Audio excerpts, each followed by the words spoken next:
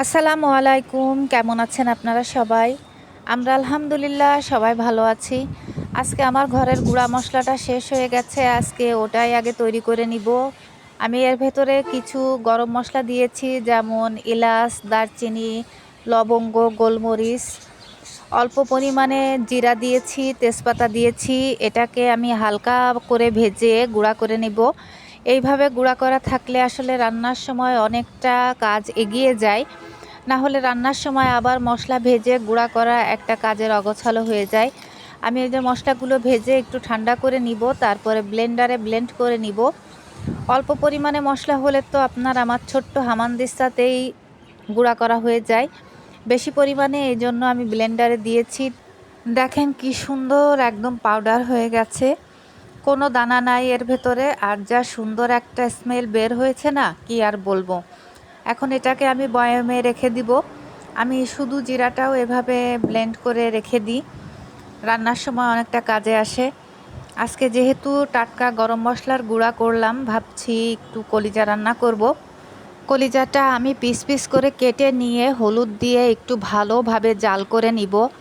এর ভেতর থেকে দেখেন ওপর দিয়ে কতটা ময়লা বের হয়েছে। এইভাবে জাল করে না নিলে তো খাওয়া যাবে না। এটা জাল করে নিয়ে ভালোভাবে ধুয়ে পরিষ্কার করে আমি পানি ঝরাতে দিয়ে রেখেছি এবং মশলাটা কষে নিচ্ছি। এখন এর ভেতরে আমি কলিজাটা দিয়ে দিলাম। এখন ভালোভাবে মশলার কলিজা একসঙ্গে কষে নিব। তারপরে এর ভেতরে ঝোলের পানিটা দেব।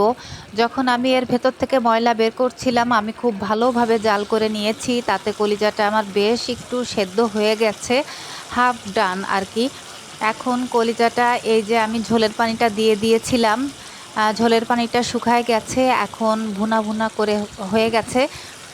এখন দেখতে কি সুন্দর হয়েছে। আমি কিছু আস্ত গরম মশলার দিয়েছিলাম এর ভেতরে, দেখতে কি লোভনীয় হয়েছে। আপনাদের সবার দাওয়াত থাকলো, আপনারা কে কে মাংস ছাড়া শুধু কলিজা ভুনা খেতে পছন্দ করেন জানাবেন। এই যে এখন আমি ঢেলে নিয়েছি পাত্রে, এখন আমরা সবাই মিলে বসে পড়ব খেতে। আমি এই যে ছোট মাছের তরকারিও রান্না করেছিলাম, বেগুন ভাজি, পটল ভাজি, ডাল রান্না করেছি, এগুলো আর আমি ভিডিও করি নাই। আমরা এখন সবাই মিলে খেতে বসে পড়ছি। আমার ব্লগ ভিডিওগুলো যদি আপনাদের কাছে ভালো লেগে থাকে, অবশ্যই লাইক, কমেন্ট, সাবস্ক্রাইব করে আমার পাশে থাকবেন প্লিজ। আমার মেয়েরা সবজি খেতে চায় না একেবারেই, এই জন্য আমার প্লেটেই ওদের জন্য উঠিয়ে নিচ্ছি। ওদেরকে আগে সবজিতে খাওয়াবো, তারপরে কলিজা দিব। কুহু তো একেবারেই সবজি খেতে চায় না, এই জন্যে ওকে আগে জোর করে খাইয়ে নিব। আসলে গল্প বলতে বলতে খাওয়াতে হবে ওকে। সবাই ভালো থাকবেন, আমাদের জন্য দোয়া করবেন। আল্লাহ হাফেজ।